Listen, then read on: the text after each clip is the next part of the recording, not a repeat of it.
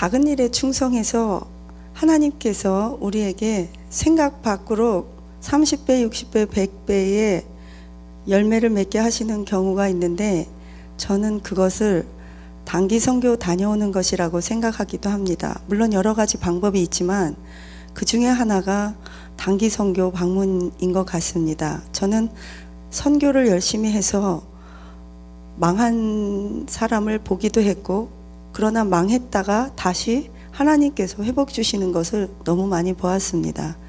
그 중에 한 명이 제 자신입니다.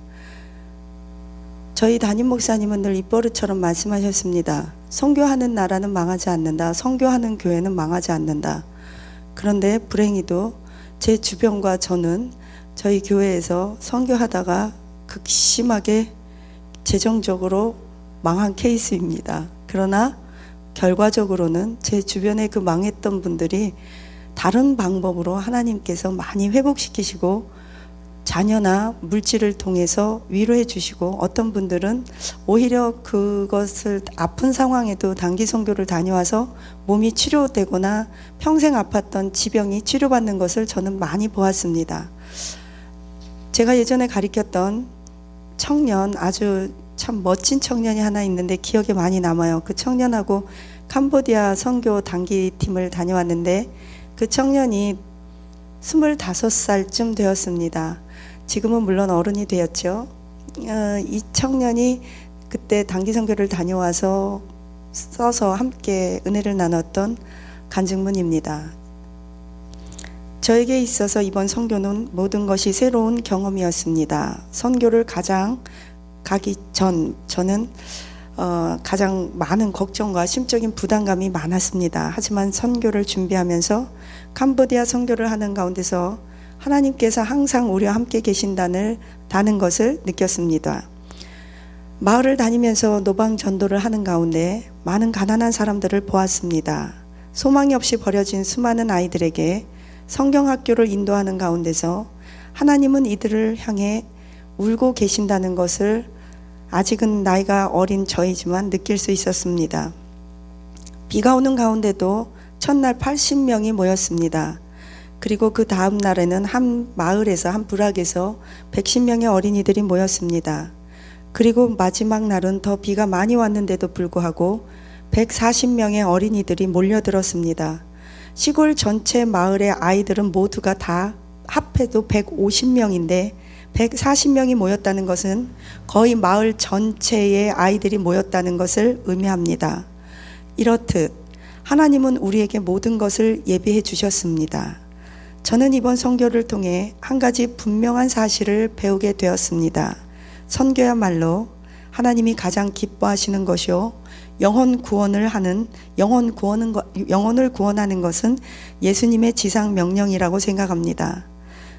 이것은 선택이 아닙니다. 우리를 향한 하나님의 지상 명령입니다. 전 세계 모든 백성과 민족과 종족이 예수님의 복음을 들을 수 있도록 하나님의 손과 발이 되도록 저는 최선을 다할 것입니다. 이번 선교를 위해 더욱 열심히 저는 영어를 공부해야 하고 저희 체력을 보강할 것에 힘쓸 것을 다짐해 봅니다. 이 친구는 원래 체육과를 했던 친구고, 원래가 몸이 튼튼했는데 더 몸이 튼튼하고 자기가 영어를 공부해야 하는 목적이 단지 토플 잘 봐서, 물론 그것도 중요해요. 토플 잘 봐서 좋은 직장 취직하고 그게 나쁘다는 게 아니에요. 단지 그거보다 한 차원 더 높은 하나님의 복음을 위해서 영어를 열심히 공부해서 하나님 앞에 귀 쓰임받는 도구가 되겠다. 참 좋은 목적인 것 같아요. 우리 청년들이 이렇게 넓은 시야를 갖고 세계적인 거시적인 안목을 갖게 된다면 마음의 그릇이 확장된다고 생각합니다. 청년들에게 꿈을 주면 청년들은 일어납니다. 하나님은 우리의 머리를 좋게 만드셨기 때문에 우리가 먹고 해야 할 일, 즉 사명과 비전, 그것을 우리는 꿈이라고 합니다. 그것을 찾게 해준다면 청년들은 스스로 공부하고 스스로 일어날 수 있는 힘이 있습니다. 골로새 교회는 지난번에 우리가 강의 시간에 잠시 말씀을 나누었듯이 사도 바울이 세운 교회도 아니었고 사도 바울이 살아생전에 한 번도 가봤던 교회는 아니었습니다. 눈바나 에바브라에 의해서 세워졌고 든든히 개척되었고 성도들을 양육했던 평신도에 의한 교회입니다. 그런데 사도 바울이 그 골로새 교회에 굉장히 애착을 보이고 많은 사랑을 쏟아부을 수 있었던 것은 이러한 평신도들의 헌신에 의해서 개척되고 양육된 교회이기 때문입니다. 이와 마찬가지로 1세기 바울 선교팀의 저력이 어디 있었을까요? 그것은 일사불란하게 사도 바울을 중심으로 사도 바울이 어떤 위기에 처한다면 한 약 20명의 동역자들, 목이라도 내놓을 수 있는 그런 사람들이 일사불란하게 움직여줬기 때문에 1세기 사도 바울의 선교팀들은 굉장히 힘이 있고 저력이 있었습니다. 일진들, 즉 사도 바울과 함께 일사천리로 움직이면서 각 교회를 순회했던 20여 명, 이 사람들뿐만이 아니라 그 외에도 서신서나 로마서에 기록된 그의 동역자들과 평신도 사역자들의 이름을 다 따져보면 굉장히 많은 약 100여 명에서 120여 명으로 추정되는 사람들이 함께 하나님 나라의 복음의 확장을 위해서 헌신해 주었다는 것입니다. 그의 서신서에 보면 그 평신도들은 마부였고 그저 직물 장사였고 또는 귀신 들린 자였고 어떤 사람은 그냥 재물을 보던 사람이고 각자의 생업이 있었습니다. 그렇지만 그들은 사도 바울과 함께 그 초대교회를 세워가는 데 있어서는 목숨 걸고 여기 가라 그러면 여기 가고 저기 가라 그러면 저기 가고 그렇게 헌신했다는 것을 우리는 볼 수 있습니다. 초대교회의 아주 소중한 자료 중에 하나는 비두니아 총독으로 있었던 플린이라는 사람이 있었습니다. 그 사람이 그때 당시에 트라이언 황제에게 보냈던 편지가 있는데 그 내용은 아주 기가 막힌 중요한 3가지 요소를 우리에게 지금도 기록으로 남겨주고 있습니다. 이것을 통해서 그때 당시 초대교회의 성도들이 어떤 모습으로 어떻게 신앙생활을 했고 어떤 사랑의 공동체, 신앙의 공동체를 이뤘었는지를 우리는 너무나 잘 알 수 있습니다. 첫째, 그 스파이는 말하길 그 총독이 그 트라이언 총독이 도대체 초대교회 그 사람들은 뭐를 하나 아마 신천지처럼 그 초대교회에 파견을 보내서 스파이를 파견 보냈던 것 같아요. 그런데 이 스파이가 뭐라고 말을 하냐면 이렇게 편지를 보내온 것입니다. 첫째, 이 초대교회 사람들은 참으로 이상한 집단들입니다. 뭔가 성찬식이라는 것을 하고 그것이 예수님의 피와 살이라고 하면서 빵과 포도주를 먹습니다. 그러나 이들은 아주 조금씩만 먹습니다.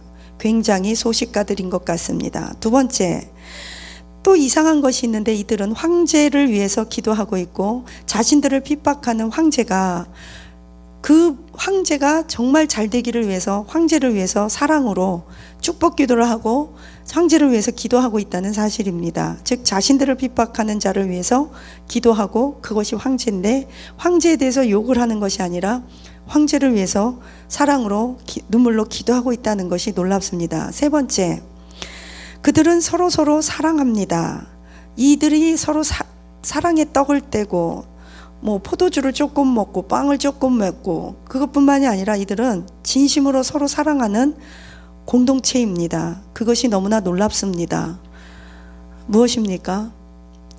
카타콤 동굴에는 우리가 잘 알고 있는 순교자들의 유적이입니다. 저도 가봤는데 이 굴 파고 들어가서 거기에 살던 그 핍박을 피해서 굴 속에서 살던 자들의 유골, 해골이 아직도 지금도 남아 있습니다. 저도 그곳을 가보고 깜짝 놀랐습니다. 요만한 구멍 하나 있고 빛이 거의 들어오지 않는 곳, 공기만 통하는 그 굴 속에서 그들은 신앙을 지키기 위해서 그 굴에서 태어나서 굴에서 죽기도 하였습니다.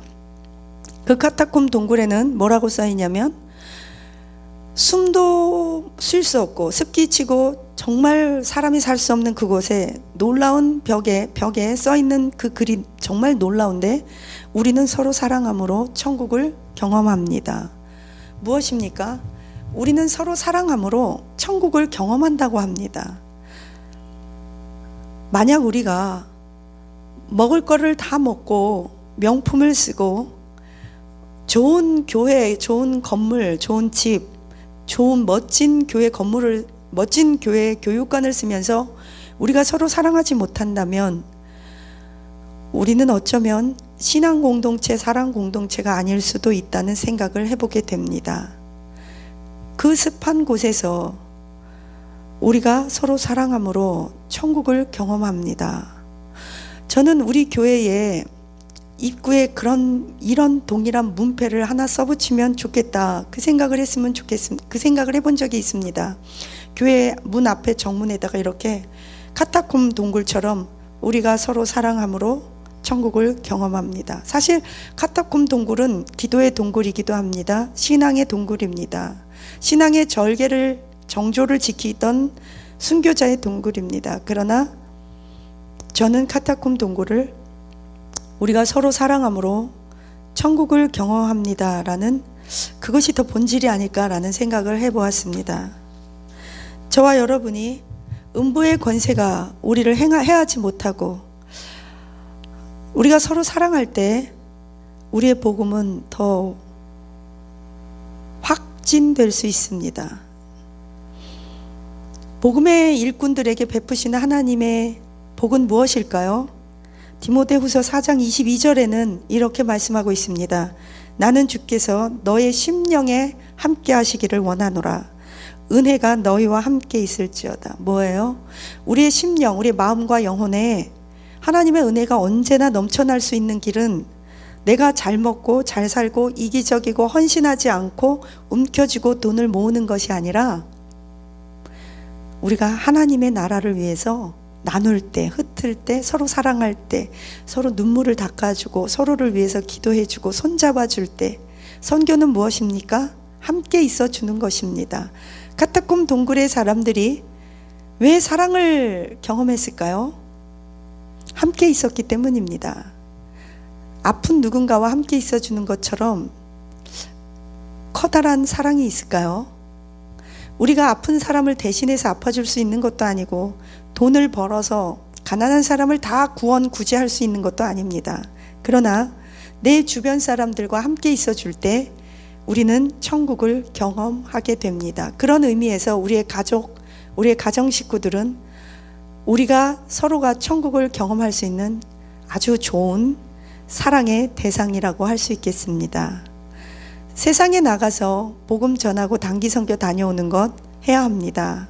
30배, 60배, 100배의 열매를 맺을 수 있는 아주 좋은 길이라고 생각합니다. 그러나 그건 못하시면 바로 이웃, 옆집, 내 가족들에게 따뜻한 함께 있어주는, 손잡아주는 그런 복음의 일꾼들이 되시기를 예수님의 이름으로 축원합니다. 기도하시겠습니다. 만군의 여호와 하나님, 서로 사랑함으로 우리가 천국을 경험할 수 있게 하옵소서. 작은 일, 단기 선교 1년에 한 번, 두 번 다녀오는 일로 우리의 인생에 30배, 60배, 100배 열매를 맺게 하옵소서.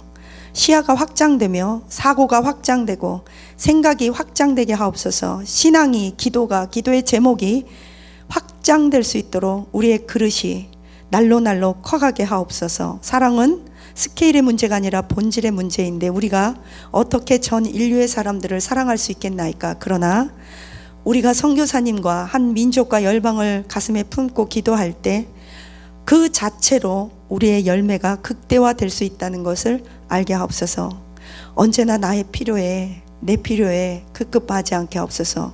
주여, 우리도 1년에 한두 번은 반드시 단기 선교 다녀와 목사님과 선교사님들의 위로자가 되게 하옵소서. 예수님 이름으로 기도합니다. 아멘.